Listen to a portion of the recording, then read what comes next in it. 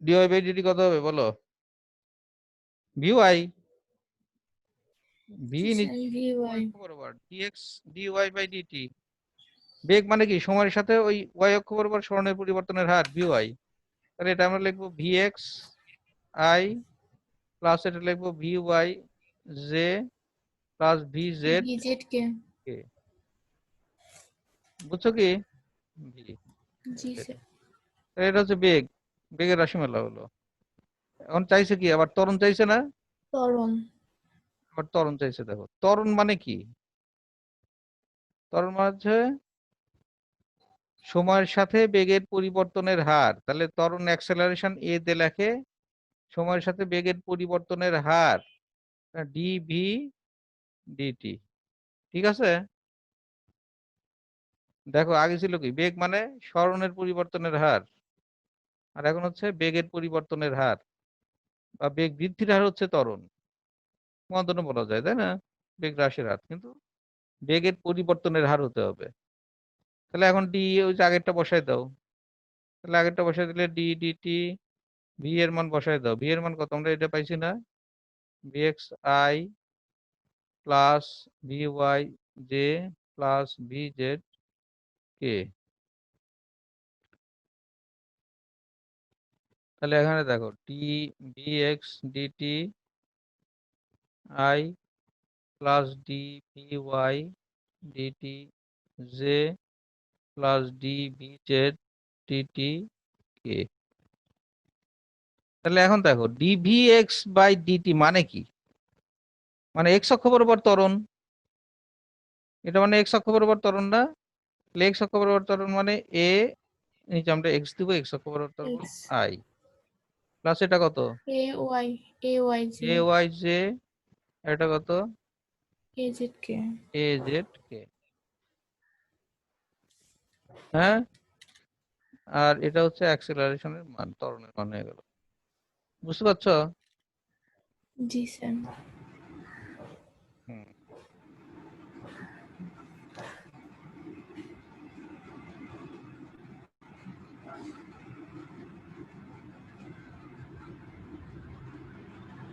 এখন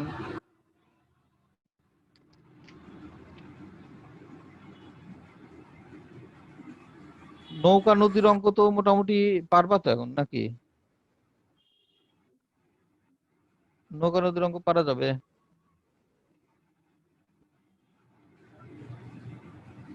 হুম,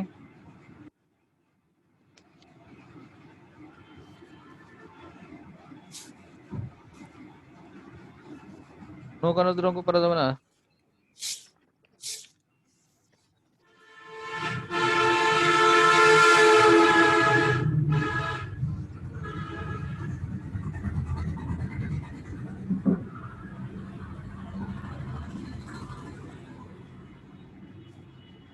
একটা অঙ্ক দেখো, এটা আসলে হচ্ছে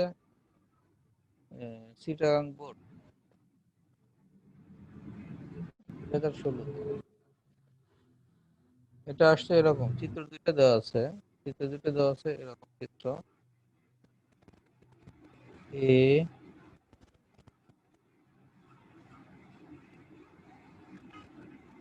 এ দেওয়া আছে, এটা দেওয়া আছে বি, এদের মধ্যকার কোণ দেওয়া আছে হচ্ছে আলফা। আলফা দুইটা ভেক্টরের মধ্যকার কোণ আলফা, এবং আরেকটা ভেক্টর দুইটা টানছে, সেই ভেক্টর দুটো হচ্ছে একটা এ প্লাস বি, দুই ভেক্টরের লব্ধি ভেক্টর এ প্লাস বি, এটা হচ্ছে যোগ করলে এ প্লাস বি, এটা হচ্ছে সিগমা। আর উপরে দুটো হচ্ছে বিয়োগ করলে যেটা পাওয়া যায় সেটা এ মাইনাস বি। এখন বলছে এর মান বি এর মান দেওয়া আছে, এর মান দেওয়া আছে তোমার হচ্ছে 2i প্লাস 2j মাইনাস কে, আর বি এর মান দেওয়া আছে তোমার হচ্ছে 6i minus 3j plus 2i কে, এই দুটো দেওয়া আছে। এখন গ নম্বরে কোশ্চেন করছে, গ নম্বরে কোশ্চেন করছে যে আলফা এর মান কত, আলফা ইকুয়াল টু হোয়াট। আর খ নম্বরে কোশ্চেন করছে যে আলফা এর মানের পরিবর্তন কত হলে এ ও বি এর লম্ব অভিক্ষেপ 1/4 হবে। আলফা এর মানের পরিবর্তন কত হলে, ঠিক আছে, তাহলে আলফা এর মানের পরিবর্তন মানে ডেল্টা আলফা ধরো সমান কত হলে কি হবে, এ এর উপর বি এর লম্ব অভিক্ষেপ, এর উপর বি এর লম্ব অভিক্ষেপ মানে কত, B cos theta, B cos theta সমান কত হবে, বি কস থিটা এর উপর বি এর লম্ব অভিক্ষেপ 1/4 হবে। তাহলে বি এর উপর বি এর লম্ব অভিক্ষেপ আমাদের আগে বের করে নিতে হবে, তাই না? তাহলে এর উপর বি এর লম্ব অভিক্ষেপটা কত হবে, আগের লম্ব অভিক্ষেপের 1/4 হবে। দ্যাট ইজ পরেরটা যদি বি ডট কস থিটা বলি আমরা, পরেরটা হচ্ছে বি ডট, পরেরটা যেহেতু তাহলে b cos theta alpha sigma, সিগমাই দেওয়া আছে, b b b cos sigma, এটা সমান 1/4 বি কস থিটা। মানে আগের আগের আগের যে লম্ব অভিক্ষেপ আছে তার 1/4 হবে পরেরটা, এই দুইটা চাইছে। দেখো এটা বোঝা যায় নাকি?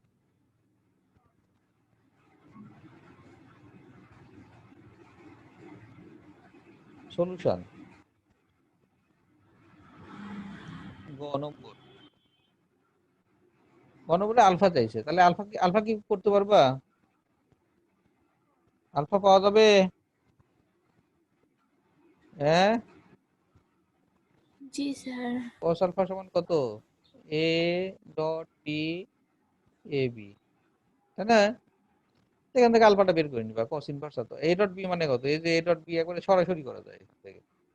দেখো আমি এখান থেকে সরাসরি করি, এ ডট বি মানে 6×2 = 12 plus 12 minus 3×2 = 6 plus minus minus 2 × 1 = 2, আর নিচে রুট ওভার এ মানে কত, 2×4 2×4 4 4 8 1 9 3, রুট 9 মানে 3, আর এখানে 6 6 36 3 3 কে 9 9 6 15 45 2×4 49 গুণন 7,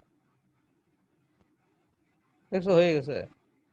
তাহলে এখানে 12 থেকে 8 বাদ দিলে কত হয়, 4, 4/21, তাহলে আলফা মানে cos ইনভার্স 21, 21 আর নিচে হয় হচ্ছে 60, উপরে 4 নিচে 21, বুঝতে পারলাম? গ নম্বর সহজ থাকে, গ নম্বরে কোনো ইয়ে নেই, আর গ নম্বরটা জাস্ট তোমাকে একটু ধরে নিতে হবে। এখন বলছে যে ডেল আলফার মান কত পরিবর্তন হলে আগের যে বি কস থিটা মানে লম্ব অভিক্ষেপ ছিল, বি এর লম্ব অভিক্ষেপ ছিল,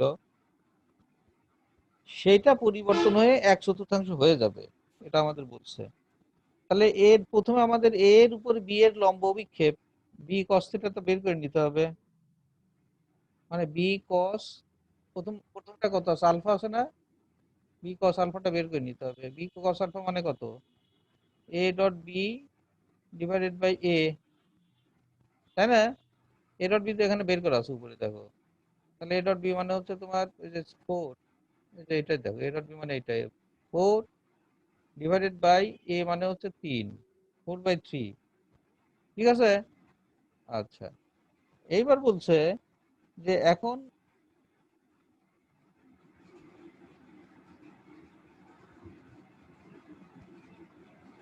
এ ও বি এর মধ্যবর্তী কোণ কত হলে এ এবার আলফা এর মানের কত পরিবর্তন হলে, মনে করলাম আলফা এর মানের পরিবর্তন হচ্ছে তোমার কত, থিটা হলে লম্ব অভিক্ষেপে 1/4 হবে। তাহলে ধরি তাদের মধ্যকার কোণ থিটা হলে লম্ব অভিক্ষেপ কত হবে, 1/4 হবে। তাহলে আমাদের থিটা যেহেতু আমরা ধরছি থিটা হলে হবে, তাহলে নিচেরটা বের করি, B cos theta, B cos alpha তো আমরা বের করলামই, আর কস থিটা যদি হয় তাহলে পরিবর্তন হয়ে যাবে, বি কস থিটা সমান কত, কত বি cos θ মানে কত? এর কত চতুর্থাংশ হবে? ইন্টু 1/4। 4, রাইট। তাহলে 4 মানে 1/3। তাহলে এখান থেকে দেখো, এখান থেকে আমাদের খুব ইজিলি আমরা এই মানটা পাচ্ছি। তাহলে cos θ এর মান কত হচ্ছে এখান থেকে?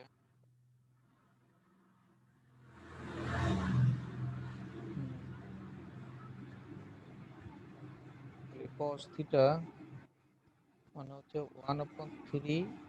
ওই যে বিটা নিচে চলে গেল। 1/3 বি মানে কত? বি মানে এই যে এখান থেকে বিটা বের করে নাও মান, এই যে 7 বের হয়, 7 বের হয় না? 7 21। তার মানে এখানে কত হয়? 1/21। তো 1/21 যদি হয় তাহলে থিটার মান কত? cos inverse 1/21।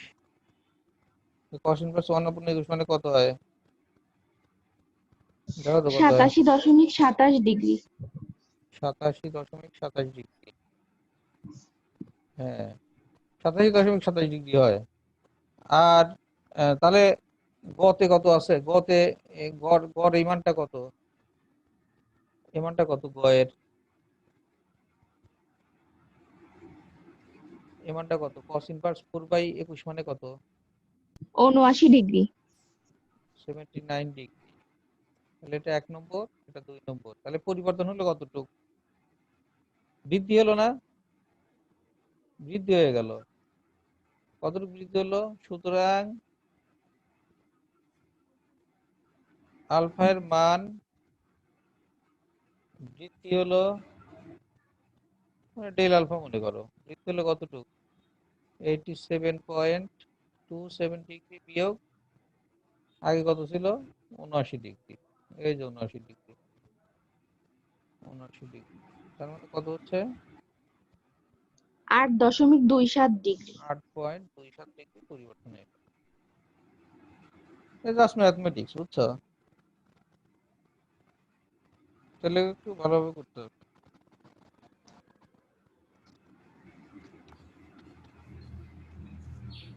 আচ্ছা স্যার, তড়িৎ প্রবাহ রাশিটির মান অভিমুখ থাকলেও দুইটি নির্দিষ্ট তড়িৎ প্রবাহ ভেক্টর যোগের বিনিময় সূত্র মেনে চলে না, কেন?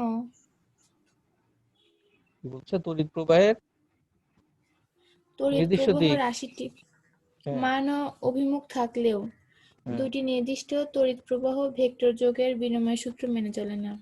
তড়িৎ প্রবাহের মান, তড়িৎ প্রবাহ নির্দিষ্ট একটা দিকে যায়, এটা ঠিক আছে, কিন্তু তড়িৎ প্রবাহ কোনো ভেক্টর রাশি না। তড়িৎ প্রবাহ কোনো ভেক্টর রাশি না, যদিও মান আছে, দিকও আছে, কিন্তু এটা কোনো ভেক্টর রাশি না। কেন? কারণ আয়ের সংজ্ঞা কি দেখো। তড়িৎ প্রবাহের সংজ্ঞা হচ্ছে তোমার q/t, মানে একক সময়ে যে পরিমাণ চার্জ, একক সময়ে যে পরিমাণ চার্জ প্রবাহিত হয় তাকে বলে তড়িৎ প্রবাহ। প্রবাহিত হয়। চার্জটা ফ্লো হয় নির্দিষ্ট দিকে, এটা ঠিক আছে, তার মানে এটা ভেক্টর রাশি না। যেহেতু ভেক্টর রাশি না, এটা একটা স্কেলার, অতএব তো বোঝা গেছে না? জি স্যার।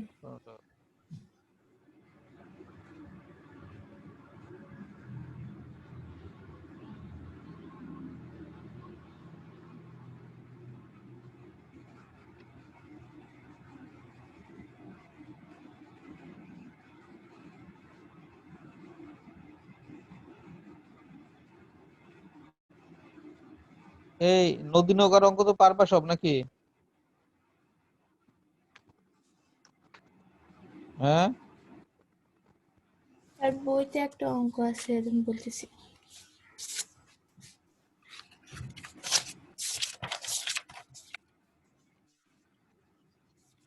শোনো, জি স্যার। ওই নদী নৌকার সৃজনশীল গুলো এর আগের দিন তো, এর আগে করা হয়েছে অনেক অঙ্ক। ওই নদী নৌকার সৃজনশীল গুলো তোমরা আজকে দেখো, এর পরের দিন আমরা নদী নৌকার অঙ্কগুলো করব। আচ্ছা স্যার। আর আজকে যেগুলো আমি করতেছি সেগুলো সব ভেক্টর ফর্মের অঙ্কগুলো, বুঝছো?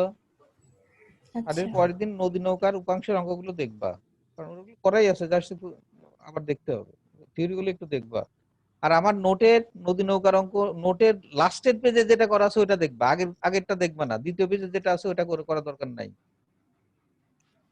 দ্বিতীয় পেজে আছে হচ্ছে তোমার সামুদ্রিক সূত্রতে করা, কারণ আমি সামুদ্রিক দিয়ে করাই নাই, কিন্তু কিন্তু ওখানে দিয়ে দিছিলাম নোট যখন প্রথম দিকে করি তখন সামুদ্রিক দিয়ে করে দিছিলাম, কিন্তু পরে দেখলাম সামুদ্রিকের চেয়ে তোমার পিথাগোরাস দিয়ে করা সুবিধাজনক, ওই জন্য ওটা ছিঁড়েও নাই ওখান থেকে বা স্যার করিও নাই। লাস্টের পেজে যেটা। হ্যাঁ, লাস্টের পেজে যেটা আছে দেখবা ওই 4টা জি টাইপ স্যার, দেওয়া আছে, দেখছি।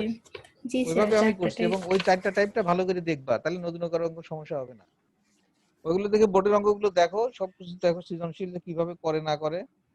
নদী নৌকার অঙ্কগুলো আমরা এরপর দিন নদী নৌকার অঙ্কগুলো নিয়ে আলোচনা করা হবে।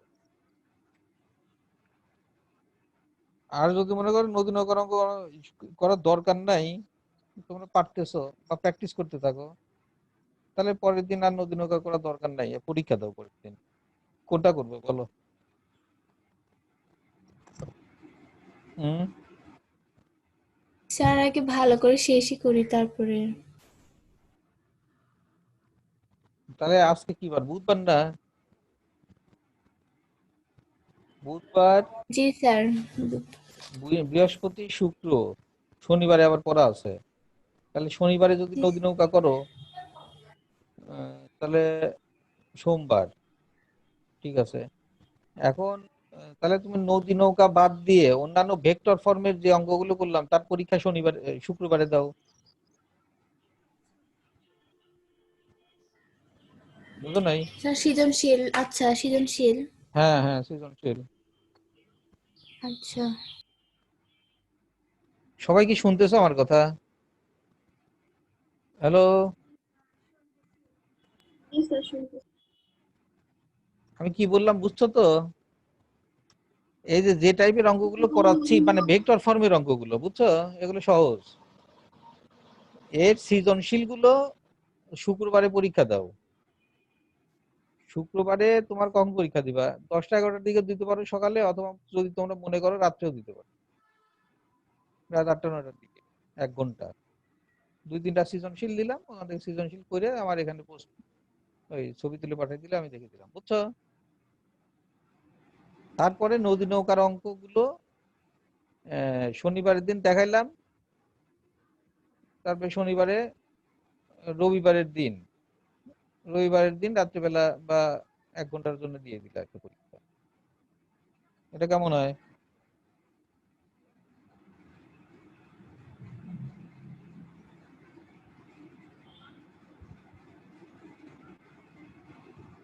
এখানে একটা অঙ্ক দেখো,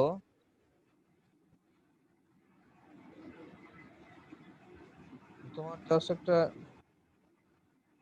টাচ দিই আর কি।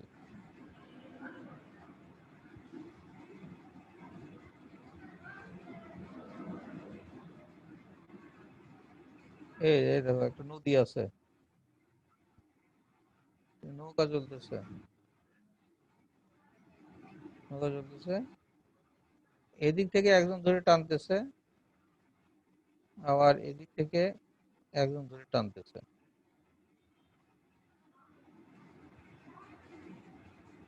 বুঝছো? রশি দিয়ে টানতেছে, দুই দিক থেকে দুইজন সমান বলে টানতেছে। এখন এর ভ্যালুগুলো যেগুলো দেয়া আছে, সেই ভ্যালুগুলো দেওয়া আছে হচ্ছে তোমার নৌকার ভর দেওয়া আছে, ভ্যালু হচ্ছে নৌকার ভর এম, এটা দেওয়া আছে 500 কেজি, 500 কেজি। আর যে বলে এটা টানছে, যে বলে,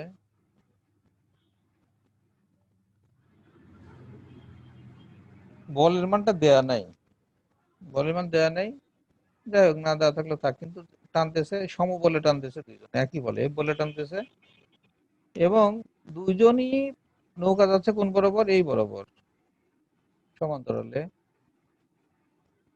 একজন টানতেছে 30 ডিগ্রি কোণে, এও 30 ডিগ্রি, দুইজন একই কোণে টানতেছে, 30 ডিগ্রি কোণে টানতেছে, বুঝছো?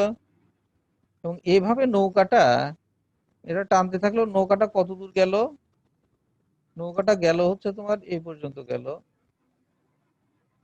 এবং এর দূরত্বটা কত? এর দূরত্বটা কত? এর দূরত্ব হচ্ছে তোমার 3.6 কিলোমিটার। এবার টেনে 3.6 কিলোমিটার পর্যন্ত নিয়ে গেল।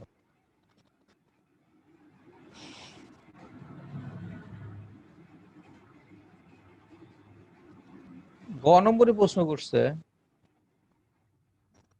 যে এফ এর মান কত, যে বলে টানতেছে তার মান কত।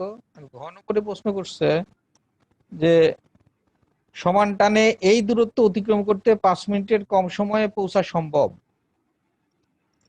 এই দূরত্বটা অতিক্রম করতে গেলে এই যে 3.6 কিলোমিটার দূরত্ব আছে, 3.6 কিলোমিটার দূরত্ব গেল, এই দূরত্ব অতিক্রম করতে যদি সমান টানে এই দূরত্ব অতিক্রম করতে চায়, তাহলে ওই 3.6 কিলোমিটার অতিক্রম করতে করতে কত সময় লাগবে? 5 মিনিট এর কম সময় লাগবে। এটা গাণিতিক বিশ্লেষণের মাধ্যমে দেখাতে হবে, বুঝছো? দেখাও।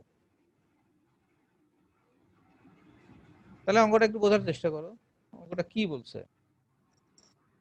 এখন আমরা যে কাজটা করবো সেটা হচ্ছে বলের মানটা আগে বের করে নেই, বলের মান, তাই না? তাহলে বলের মান বের করতে গেলে দেখো কি করতে হবে আমাদের। বলের মান বের করতে গেলে একটা বলে যে এফ যে আছে ওখানে, এফ, তাহলে থিটা আছে 30 ডিগ্রি, টি এত ডিগ্রি, তাহলে এফ ইকুয়াল টু আমাদের মূল ফর্মুলা কি? গ নম্বর মূল ফর্মুলা কি?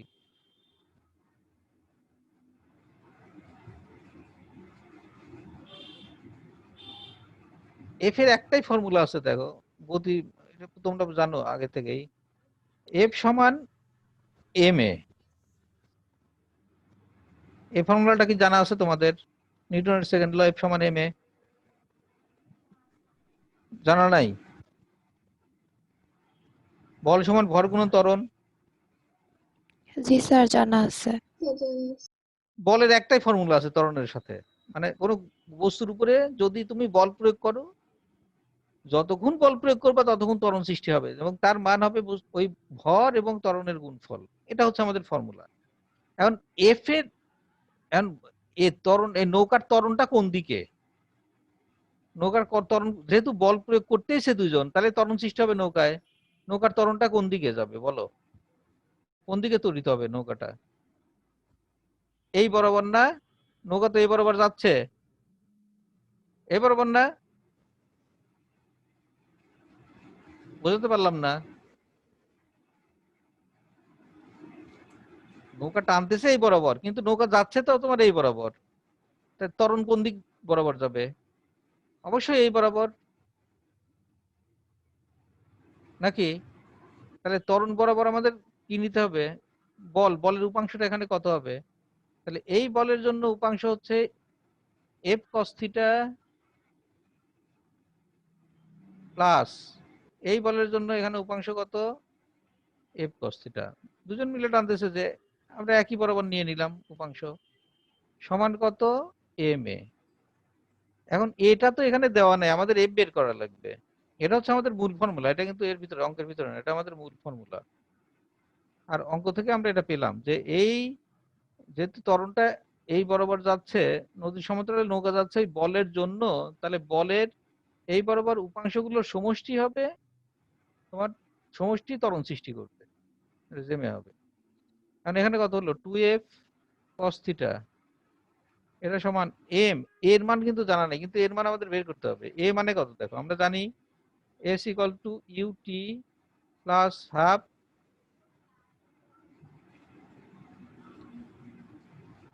এটি স্কোয়ার, এটি স্কোয়ার, বুঝছো? আর এই এই দূরত্ব 3.6 কিলোমিটার দূরত্ব 5 মিনিটে গেল, 5 মিনিটে গেল। তাহলে টি এর মান এখানে 5 মিনিট, এটা আর এস হচ্ছে 3.6 কিলোমিটার, এটা হচ্ছে টি ইকুয়াল টু 5 মিনিট। আর ইউ যেহেতু স্থির অবস্থান থেকে যাত্রা শুরু করছে, তাহলে ইউ সমান কত? 0। তাহলে এটা হচ্ছে 0। তাহলে এখান থেকে এটা বের করো, এ বের করলে কত হয়? 2s divided by T square. ঠিক আছে? তাহলে 2s divided by T square মানে কত? 2 ইন্টু s মানে হচ্ছে 3.6 কিলোমিটার, তার মানে 3.6 ইন্টু 10⁻³ মিটার, কিলোমিটার যেহেতু আছে মিটার বানিয়ে নিলাম, ডিভাইডেড বাই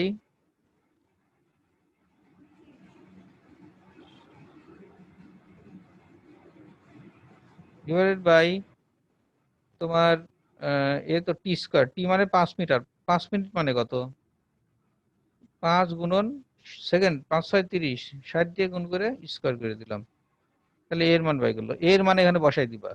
আর এম এর মান 500 কেজি আছে, তাহলে এখানে আমাদের হবে 500 গুণন এর মান যেটা আমরা পেলাম সেই মানটা, এই যে এর মান এটা পাইছি, মানটা বসাই দিলাম। আর cos থিটা মানে কত? থিটা মানে 30 ডিগ্রি না? 30 ডিগ্রি, তাহলে এখান থেকে এফ এর মান পাওয়া যাবে, এফ এর মান একটা পাওয়া যাবে, এত নিউটন বল পাওয়া যাবে। এখন আমাদের ঘ নম্বরে যেটা বলছে সেটা বলছে যে তোমার সমান টানে এই দূরত্ব 5 মিনিটের কম সময়ে পৌঁছা সম্ভব। ওরা 5 মিনিটে গেছে, কিন্তু বলতেছে যে যদি সমান টান দেয় তাহলে কি হবে, এই দূরত্ব আমাদের কত মিনিটে পৌঁছা সম্ভব হবে? 5 মিনিটেই 5 মিনিটের কম সময়ে পৌঁছা যাবে। তখন বলছিল 5 মিনিটে, কিন্তু এখন বলতেছে না, 5 মিনিটের কম সময়ে পৌঁছা যাবে যদি সমান টান দেয়। তাহলে এখানে ঘ নম্বরে দেখো,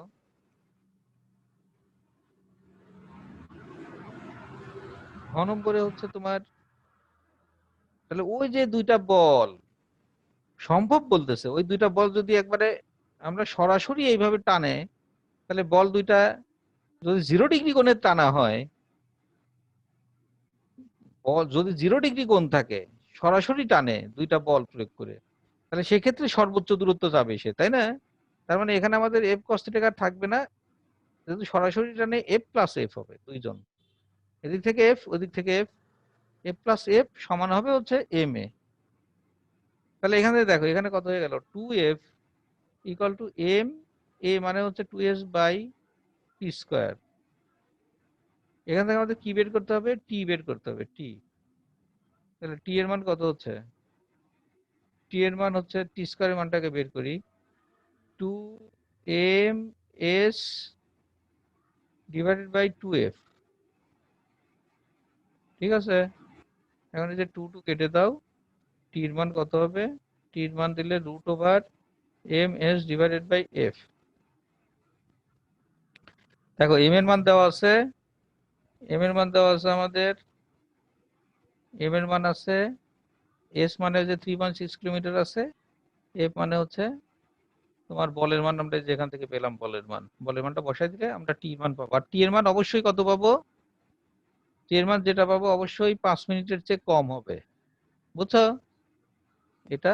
তখন 5 মিনিটের কম হলে তখন বলবা যে হ্যাঁ 5 মিনিটের চেয়ে কম সময় লাগবে। এইখানে দেখো এই অঙ্কটায় দেখো গতির সমীকরণ অ্যাপ্লাই করছে, নৌকা টানতেছে দুই দিক থেকে, কিন্তু এখানে গতির সমীকরণ গুলো এর ভিতরে এনে ঢুকাইছে, বোঝা গেছে? তাহলে এই টাইপের জাস্ট একটা গতির সমীকরণ মিক্সার করে এই অঙ্কটা দিছিল, এই অঙ্কটা আমরা দেখলাম কিভাবে অঙ্কগুলো করে। তো এখন তোমাদের ই করতে হবে, ওই তোমার যে তোমার সৃজনশীল গুলো বিভিন্ন বোর্ডের আছে, ওই বোর্ডগুলো দেখবা, বোর্ডগুলো দেখে অঙ্ক করবা। আর ওই যদি অঙ্ক বেঁধে যায় বা হচ্ছে না, তখন ওই থিওরিতে চলে যাবা, থিওরিতে আছে, নোটেও আছে, বইতেও আছে, গিয়ে থিওরিটা দেখবা কি বলছে, কিভাবে আমাকে করতে হবে, কি বের করতে হবে।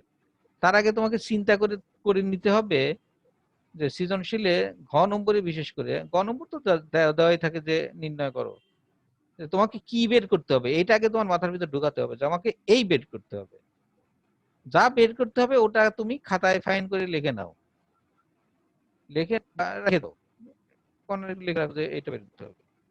সাধারণত তুলনা দেওয়া থাকতে পারে, দুইটার মধ্যে তুলনামূলক বিশ্লেষণই বেশি থাকে, এবং যা বের করলে তখন তুমি চিন্তা করো যে আমাকে কোন ফর্মুলা অ্যাপ্লাই করে বের করতে হবে, বুঝছো? এভাবে করো। আর গ্রুপে তো আমরা কথা বলবোই না, তাহলে